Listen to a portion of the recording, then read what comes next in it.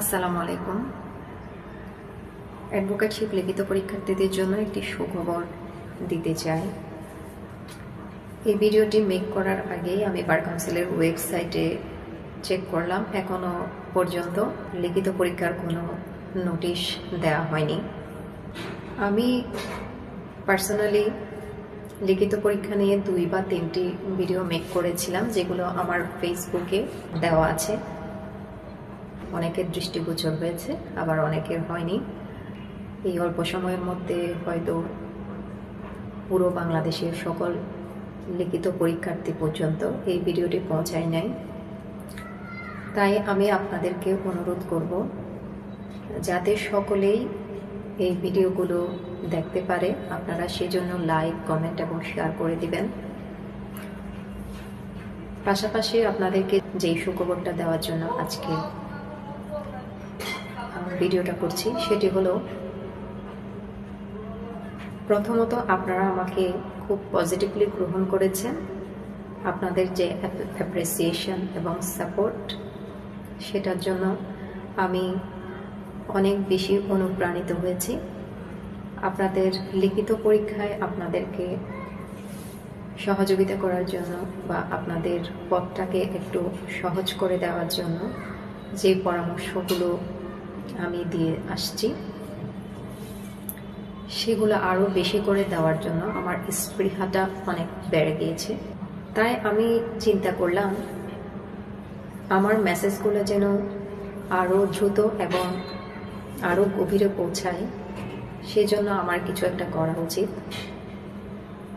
এবং সেটি সম্পূর্ণ নিঃস্বার্থভাবে এবং বিনামূল্যে। ও ইনবক্সে আমাকে অনেকেই মেসেজ করেছেন আপনাদের পড়া মনে থাকে না, কিভাবে পড়া মনে রাখা যায়। তারপর লিখিত পরীক্ষা নিয়ে আপনাদের কমন একটা প্রশ্ন হচ্ছে, পরীক্ষার যেহেতু সময় কম, এমসিকিউতে বৃহৎভাবে পড়া গেছে, কিন্তু লিখিত পরীক্ষায় সবগুলো পড়া সম্ভব নয়, যাতে একটা ছোট করে সাজেশন দিয়ে দেই। তো আপনারা হয়তো এই বিষয়টি জানেন না, এমসিকিউ পরীক্ষার পড়া অনেক বেশি, কিন্তু পরীক্ষাটা 1 ঘন্টা 100 মার্কসের, সময়টা অনেক কম। আর লিখিত পরীক্ষায় পড়া অনেক কম, এমসিকিউ থেকে লিখিত পরীক্ষার পড়া তুলনামূলক কম, কিন্তু সেটা লিখতে হয় 4 ঘন্টা। এটাই কেবল পার্থক্য। লিখিত পরীক্ষায় পড়া বেশি, বিষয়টা একদম মোটেও সেরকম নয়। লিখিত পরীক্ষা এমসিকিউ পরীক্ষার চেয়ে পড়া অনেক কম। শুধুমাত্র আপনি সিলেবাসটা ভালো করে জানেন না, হয়তো সেই কারণে আপনার মনে হচ্ছে পড়া অনেক বেশি, একটা সাজেশন দিয়ে দেওয়ার দরকার। আমার মনে হয় নতুন করে কোনো সাজেশন দেওয়ার দরকার নেই। এবং লিখিত পরীক্ষা কিভাবে কম পড়বেন, কম পড়ে ভালো রেজাল্ট করবেন, এবং লিখিতর জন্য কিভাবে আলাদাভাবে যে আর পড়তে হবে না, সেই বিষয়গুলো নিয়ে অলরেডি আমি ভিডিও মেক করেছি। আরও যে বিষয়গুলো আপনাদেরকে এখনো পর্যন্ত ভীত সন্তুষ্ট করতেছে, যে বিষয়গুলোর অ্যান্সার এখনো আপনারা প্রপারলি পাচ্ছেন না, কোনো না কুল কিনারা পাচ্ছেন না, আপনাদের জন্য আমি সম্পূর্ণ বিনামূল্যে ফ্রিতে আপনাদেরকে সেই ভয়ের জায়গাটা দূরীভূত করার জন্য একটি গ্রুপ ওপেন করব বলে সিদ্ধান্ত নিয়েছি। সেটি অবশ্যই আগামীকালকে আমি আপনাদেরকে গ্রুপের লিঙ্কটা আমার ভিডিওর মধ্যে দিয়ে দিব, এবং সেই গ্রুপে যারা লিখিত পরীক্ষার্থী আছেন আমি অনুরোধ করব আপনারা সকলে সেই গ্রুপে জয়েন হয়ে যাবেন।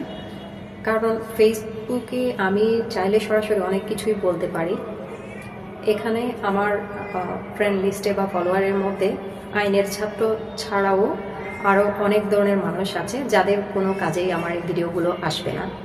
সুতরাং কারো সময় নষ্ট হোক আমি সেটা চাই না, অথবা আমার ভিডিওগুলো কারোর জন্য অপ্রাসঙ্গিক হোক সেটিও চাই না।